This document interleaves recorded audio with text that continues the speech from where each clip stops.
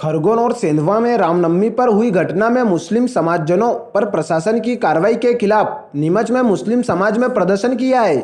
जिला मुस्लिम इंतजामिया कमेटी के बैनर तले मुस्लिम समाजजन सड़कों पर उतरे और घटना को लेकर आक्रोश जताया है। कमेटी अध्यक्ष गुलाम रसूल पठान के नेतृत्व में मुस्लिम समाजजन जामा मस्जिद से रैली के रूप में नारेबाजी और प्रदर्शन करते हुए एसपी ऑफिस पहुंचे, जहां पर खरगोन और सेंधवा में दंगा भड़काने वाले दंगाइयों पर सख्त कार्रवाई करने और मुस्लिम समाजजनों पर हुई अवैध कार्रवाई को लेकर मुआवजा देने की मांग करते हुए एक ज्ञापन सीएसपी राकेश मोहन शुक्ला को सौंपा है।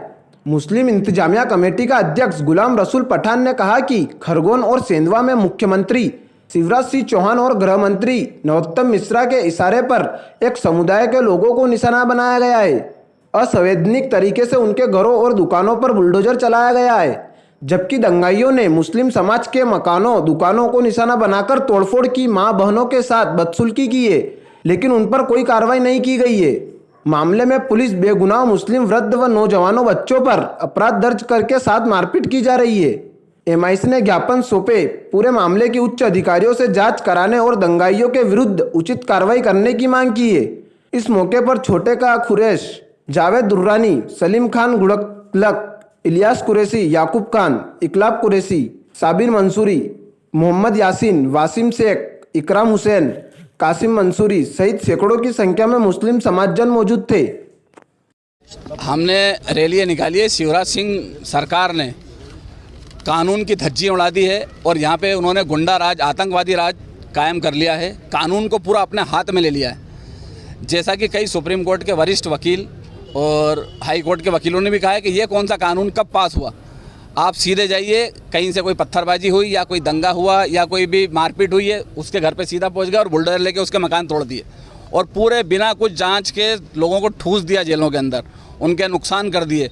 बुरे तरीके से उनका बेतहाशा मुसलमानों पर ज़्यादती की जा रही है और सिर्फ ये इसलिए की जा रही है कि बीजेपी सरकार जो है वो पूरे तरीके से फेल और नकारा हो रही है पूरे देश के अंदर।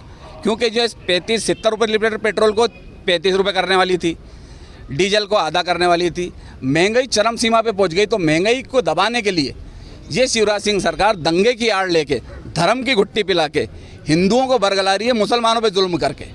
इसका लब्बो-लुआब ये है, ये मुसलमान कुछ कर नहीं रहा है, लेकिन मुसलमानों पे जुल्म करके ये दिखाना चाहती है कि देखो हम मुसलमानों पे जुल्म कर रहे हैं, तुम कच मच बोलो, 200 रुपये पेट्रोल भी हो तो ले लेना, अभी हमें मुसलमानों से लड़ना है। ये उसी पैटर्न पे नरोत्तम मिश्रा और शिवराज सिंह चौहान चल रहे हैं। एक संवेद कर रहा था, आप देखो कितने लोगों के मकान तोड़ दिए गए, रायसेन में तोड़ दिए, भोपाल में तोड़ दिए, बड़वानी में तोड़ दिए, सेंधवा में तोड़ दिए। ये कानून कब पास हुआ? जब एनडीटीवी इंडिया की पत्रकार पूछती है नरोत्तम मिश्रा, आतंकवादी नरोत्तम मिश्रा से कि कानून कहाँ से लेके आया तू, तो नरोत्तम मिश्रा जी कहते हैं कि इसका कोई कानून नहीं है, अतिक्रमण थे। अरे तुम्हें अतिक्रमण ही तोड़ना है तो हमने RTI लगा के नीमच जिले के अंदर बगीचों के 40 ही वार्डों के अंदर बगीचों के अंदर आपने मंदिर निर्माण की अनुमति कब दी? नगर पालिका ने और कलेक्टर ने लिख के दिया है कि हमने किसी भी मंदिर के निर्माण की अनुमति नहीं दी एक भी बगीचे में। तो इन सब के तोड़ दे भाई, ये अतिक्रमण का इतना ही शौक है तोड़ने का, तो 40 ही वार्डों में जो बगीचों के अंदर अवैध मंदिर बने बड़े बड़े, इनको तोड़ दो, इनको भी तो तोड़ दो, ये भी तो हमारी संपत्ति है। ये किसी एक समुदाय ने क्यों इसके ऊपर अतिक्रमण कर रखा है? अरे क्या सोनू तिवारी का तोड़ा? सोनू तिवारी पूरे यहाँ के हजारों क्विंटल ट्रक के ट्रक डकार गया, वो तुम्हारा बीजेपी का कार्यकर्ता था, उसका घर तोड़ देते। हम मानते कि वाकई भैया कोई कानून बनाया इन्होंने शिवराज सिंह जी ने, नरोत्तम मिश्रा ने, आज के क्या उसका तोड़ दो। रखी गई है भाई साहब? आज के ज्ञापन में यही मांग रखी गई है कि 120B के अंदर शिवराज सिंह चौहान और नरोत्तम मिश्रा और सारे पुलिस अधिकारियों पे मुकदमे दर्ज होना चाहिए। इन्हीं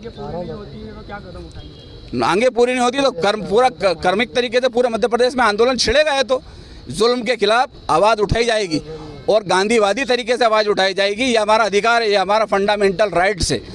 एक हाथ में हमारे बाबा साहब भीमराव अंबेडकर का संविधान है, दूसरे हाथ में हमारे कुरान है। इसी पैटर्न पे आगे इस आंदोलन को बढ़ाया जाएगा। क्या लग रहा है 2023 इलेक्शन का कुछ? 2023 इलेक्शन में सुपड़ा साफ हो जाएगा और ये जेल जाएंगे नरोत्तम मिश्रा और ये इन सबको कंपनसेशन देना पड़ेगा।